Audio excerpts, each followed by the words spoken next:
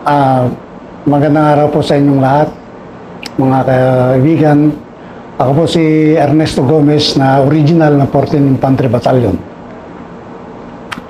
Nung ako'y natalaga sa Philippine Army, ako po ay na-take out sa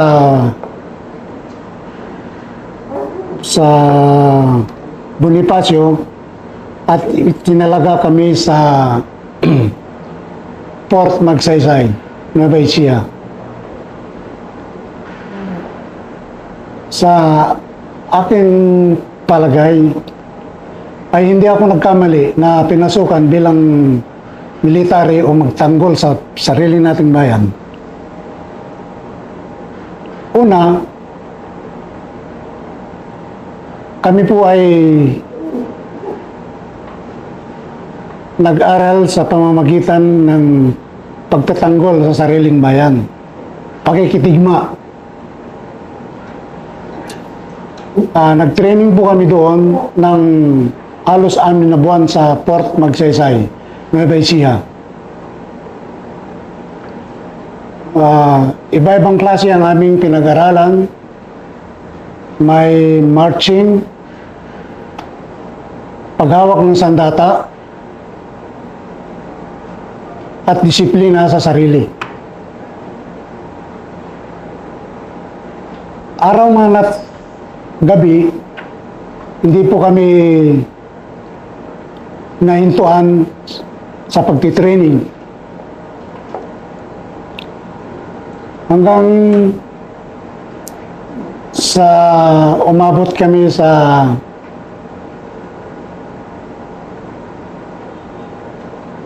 best military training unit ng EFP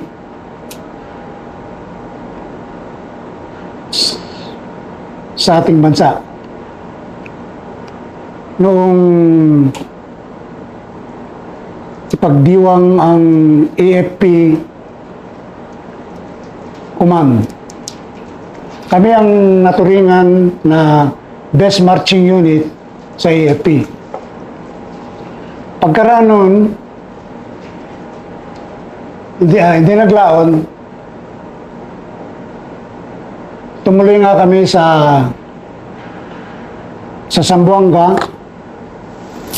at ang una po naming assignment ay sa Siocon, Zamboanga del Norte.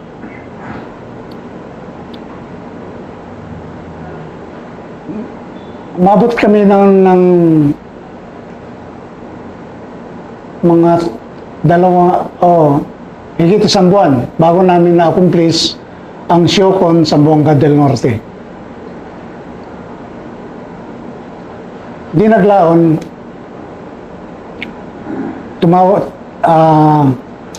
bilang military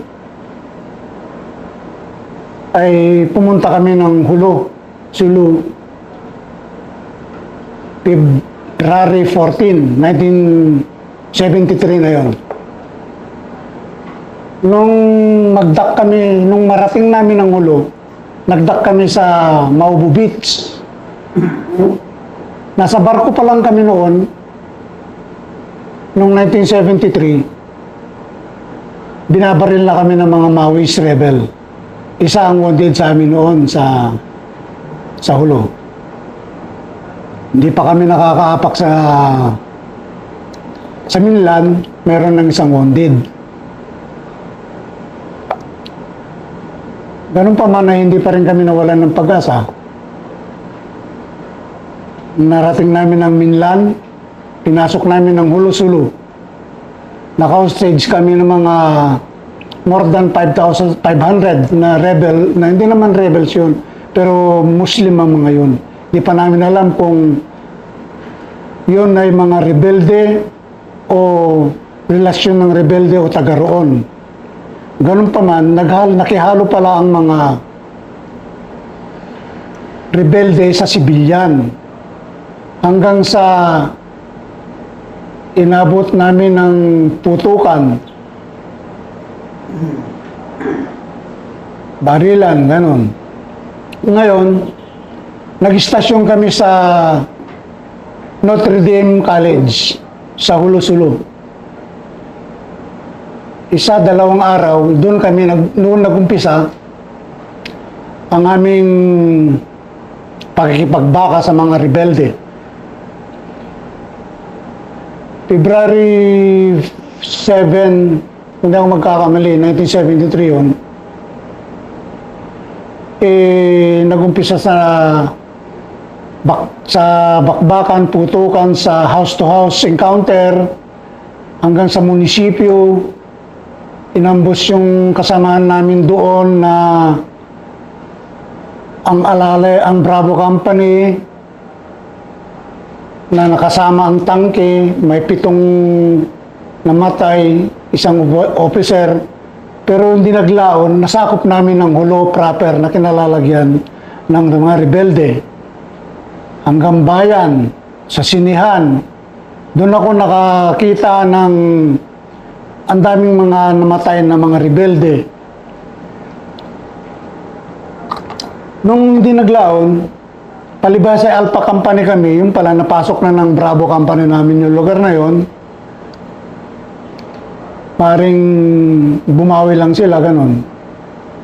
Hanggang sa napaindo kami doon sa may pier at nakipagbaka o nakipaglaban, nakipagputukan sa mga rebelde noong 1973 yun. February. Hanggang sa tuloy-tuloy, February 7, 8, 9, 10, 11, 12, 13, 14. Yan. Hindi ko makalimutan yung 14 na yan. Kasi meron akong ka-sweetheart noon na February 14 na nasa labang kami. Sa Buda, mabot na kami ng Budato, Budagad, at Budpula. Nandun ang mga kalaban na nag-aabang sa amin. Hindi maiwasan yung mapalaban ulit, magkaroon ng kiya at wounded. Hindi sa katagalan, yung Budpula at saka Budagod, nasakop pa rin namin yan. Umabot kami ng February, March, April, nandun kami sa taas ng bundok na yan. May bumaba po kami, nag-escort ng I think 2 o 3 105 papuntang Luok, Sulu. From Hulo proper, going to Luok, Sulu, 2 araw kaming naglakad. 2 araw na naglakad ang 14 IB. Pero ang unang istasyon namin doon, Siit. From Luok to Siit. Pagdating namin sa Siit, bago kami nakapunta ng Siit, may mga encounter kaming napagdaanan. Nung nandun na kami sa Siit, ang natapnan namin doon ay 1st Marine Battalion, Marines. Doon kami nagpalipas ng magdamag. Kinabukasan, tuloy-tuloy na naman kami sa paglalakad, pag-escort sa kanyon na dala namin at dinala nga sa Luok. Nung nasa Luok na kami, si Colonel Calvo ang brigade commander noong araw. Ngayon, nag-occupy kami ng isang area doon to protect the brigade also na. Nandun na kami.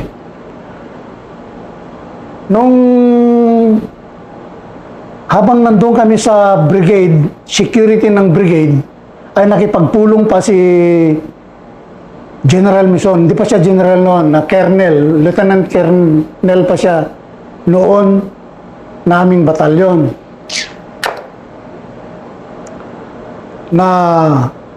At ayon sa narinig ko noon nung nakikipag-conference si General Mison,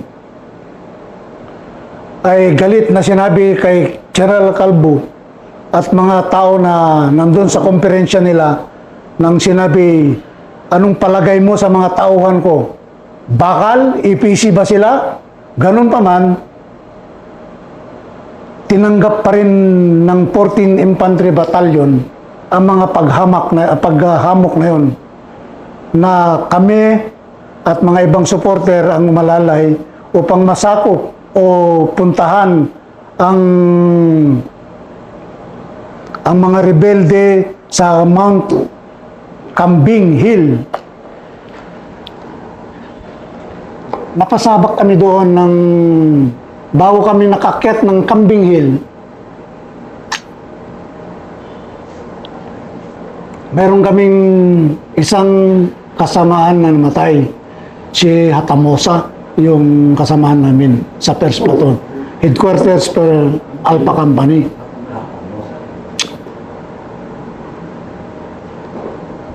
Masakit man, pero talagang ganun. Sundalo tayo na dapat natin tanggapin.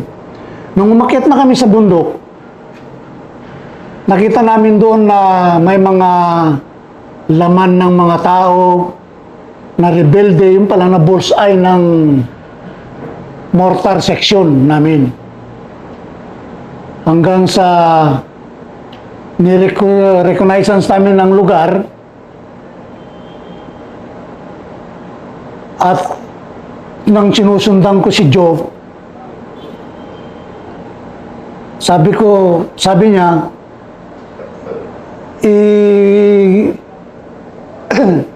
yung malapad na dahon, sinipa niya, yung pala meron doong nakatanim na landmines, anti-personnel. Sabi niya sa akin, Gomez, ano ba ito? Hindi ko alam ito. Palibasa, may seminar kaming landmines noon. Iba-ibang landmines ang nakita namin sa training, sa hulo. Ngayon, nung sabi ko sa kanya, Joe, huwag kang gagalaw. Landmines yan, anti-personnel. Pag napakan mo yan, putol lang pa mo. Yun. Kaya nagsabi ako sa mga kasamahan namin na lahat ng dahon, kung pwede, tuklapin. Nandyan ang mga landmines. Sa madalit salita, nakaka-recover kami ng 6 na anti-personnel na landmines. Hanggang sa may official noon doon na hindi ko lang matandaan kasi ang pa-apelyido na ang pagkuha pala doon, kahit nadamputin mo, i-counterclockwise mo, ayun na. Hindi nasabi sa amin yun. Kaya nung na-recover namin yung 1 set, 6 na piraso, ayun na. Na-recover namin lahat. Kaya tuwan-tuwa rin kami. Nung na-accomplish namin yung lugar na yun, bumaba kami hanggang inabot namin yung mas malayo pa sa Mount Kambing. Doon ako nakakita ng bundok na may tanim may tanim na palay sa bundok. Napakagandang lugar na yon.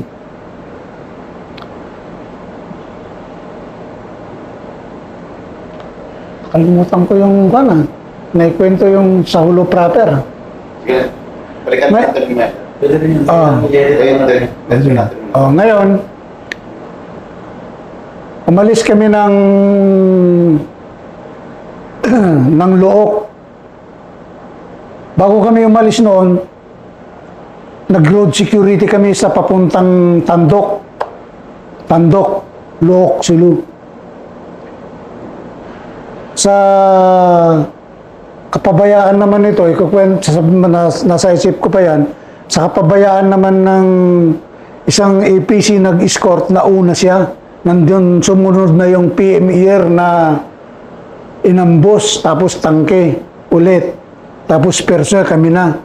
nagkabakbakan doon, maraming PMER na, sorry mga PMER, talagang ganun, gera naman yung pinuntahan natin.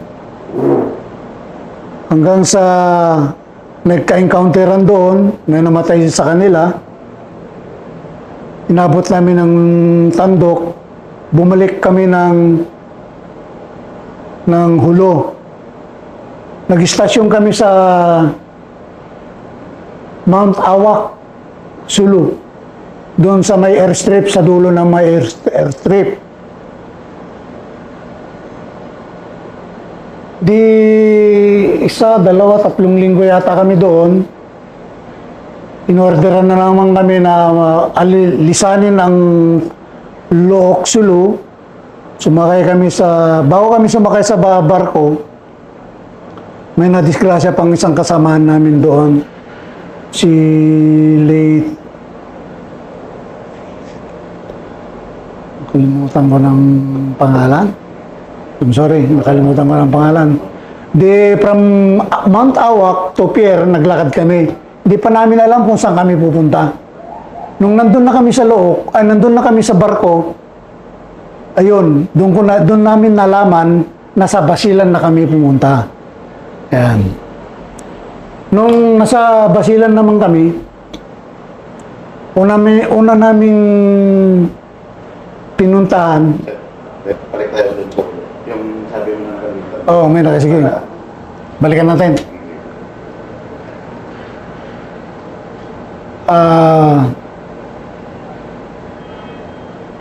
Bago kami pumunta ng Hulo, dumaan kami ng Maimbong, Sulu.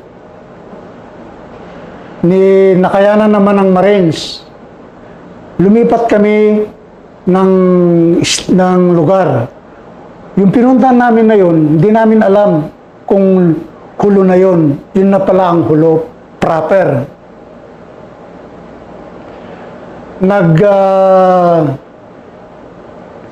Bumaba kami sa Hulo doon sa Maimbong. Kaya tulad na ng sinabi ko noong una, nasa barko pa lang kami, may wounded na. Ganun pa man, hindi pa rin kami nasiraan ng loob. Bumaba kami doon, nag-beach sa landing force kami doon sa Hulo na yon. Sa may Maubo Beach. Maubo Beach.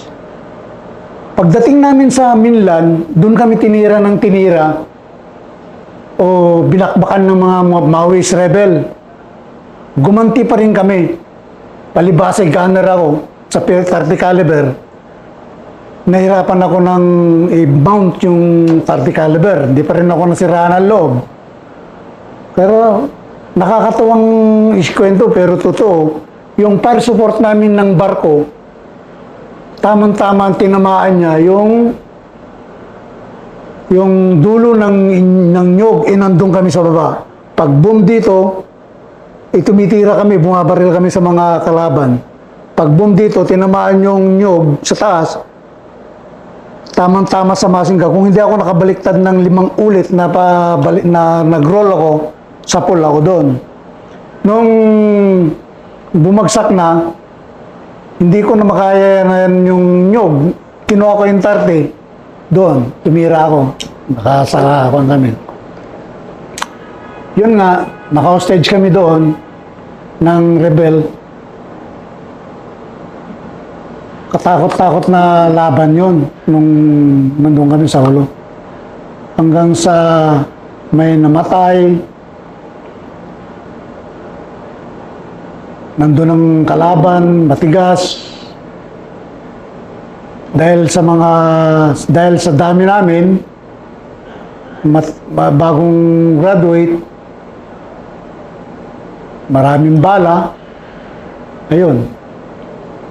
Hanggang nagapi namin ang Hulo.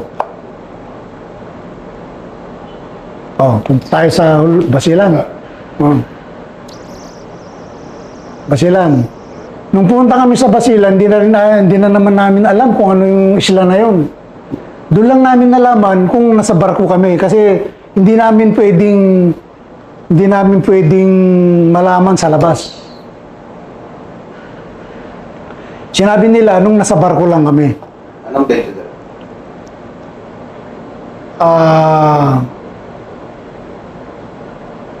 January, February. Nakalimutan ko na yun kung ano. Basta't yung first operation, nakalimutan ko ba ito? Yung 1st November, sa Siocon pa tayo. Sa Siocon. Sa Siocon, pupunta ka tayo. Oo. Mamulo. Oo. Sinasabi mo sa sila. Oo. Yung pala ba, yun, Siocon pala yung una. Na-encounter din kami sa Siocon noon. At isa rin ang hindi inaasahan na mangyayari. Ayaw namin, pero talagang ganun. Tulad ng sinabi ko, gera yan. Hindi pa rin kami nawawalan, isa dalawang wounded. Hindi namin iniintindihan. First key yun sa Siocon. Siocon. Si Alpa. O si... Sa Alpa first platoon pa yun. Kalimutan ko ng pangalan. Ay, parang mo. Kalimutan, taga Bicol yun. Kaya nga, iba yung isla na. Kalimutan ko yung pangalan. First casualty. Kalimutan ko yung pangalan niya. May wounded din kami doon. Pero hindi pa rin umatras ang 14. Matigas eh. Sa dala ng kadisiplinahan namin doon, kaya namin na-accomplish ang mga mission namin. Ang nakakatawa doon, nung nasa Siocon kami, yun ang nasakop namin ng Rebelde, ang area ng Rebelde, bumaril yung isang kasama namin ng aso. Dumaan yung Bravo Company. Sabi, Bats, ano ba yan? Yung puting aso yan? Oo. Ako, baka kain ng aso yan. Ay ng tao. Eh, nandun na, kinain na namin. Eh, wala nang magawa. Eh, magsuka man kami, nasa lutyan na eh. Eh, gutom, eh, ilang days yun? 10 days. Successive days yan. Kaya nakain namin yung aso na kumain ng tao. Oo, hindi ko lang mapinpig pa yun. Ganun pa man, nakakumpiska pa rin kami ng mga pambot nung araw doon sa Siocon. Mga makina ng pambot, bangka ng pambot, yan. Namin. Doon din kami namalagi ng November, December, Pasko, doon na. February, yun na, napunta kami ng Hulo. Di following, kasi successive operation na yun. February, March, April, May, June, July, August, September, October. 9 days, 9 months successive operation ang naranasan namin sa Hulo. Tapos punta kami ng Basilan. Nung nasa Basilan na kami, di na naman namin alam kung anong isla yan. Nang nalaman namin, nung nasa barko na kami, yan, ang isa sa mga disiplina namin na 14 IMB, hindi kami nalulustok sa mga kalaban. Nung nandun na kami, by platoon na ang dispatch namin. Ang first platoon, sa Giyong Detachment kami na-assign. Second platoon, di forward doon eh. Tapos hanggang sa rubber plantation, anong gano'n? Doon ko sa may rubber plantation kami, tumahubong. Hanggang tumahubong kami, mabot. Alpha Company yun. Kasi yung Bravo namin, kumaliwa sila. Yung Charlie, dito naman sa kaliwa eh. Kay kanan. Mabot din kami doon ng ilang taon. 74, 5, 6, 7, o 4 years yata kami doon. Ang pan namin doon, ang sinakop namin mga isla sa hanggang Tungkil kami umabot eh. Ang Alpha Company hanggang Tungkil. Sa Bubuan, ayan. Yung mga isla-isla doon, sinakop ng Bravo Company yan. Yung Alpha Company, sa sa Tungkil Island. Marami rin kaming na puntahan sa Tungkil ay sa Basilan. Katulad sa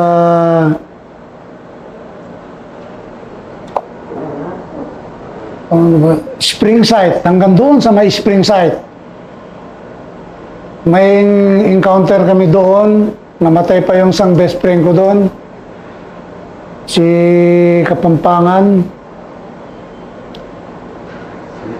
Nick Daw. Late Nick Daw. Nicanor, Nick Daw. Hindi ko inaasahan na maabutin na matamaan siya doon. Pero matatag pa rin kami noon. May kasama nga kaming tangke noon.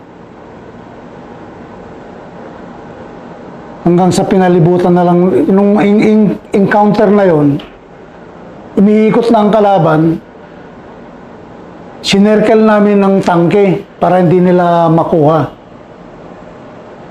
Hanggang sa burst, mga persa namin doon, ay na-play namin yung mga pinag-aralan namin, hanggang sa nag-withdraw na lang yung mga kalaban. Malas nga lang at natamaan si kaibigan ko. Best friend ko pa naman yun. Si Nicanor, Nick Daw.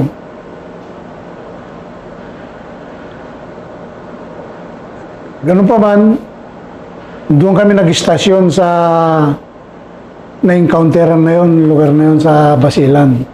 Hanggang umabot kami ng spring site, di nagkulang ng personnel noong 1975,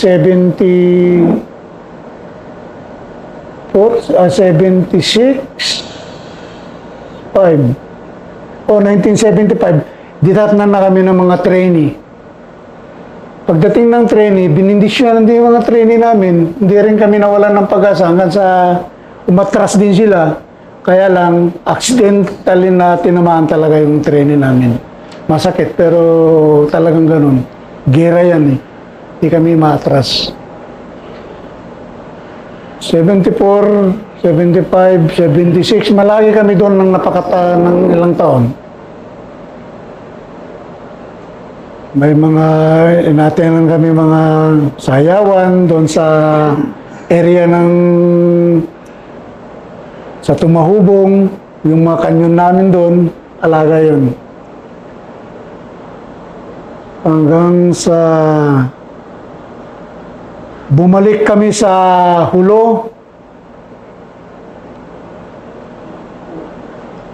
Anong buwan yun? Bumalik kami ng Hulo.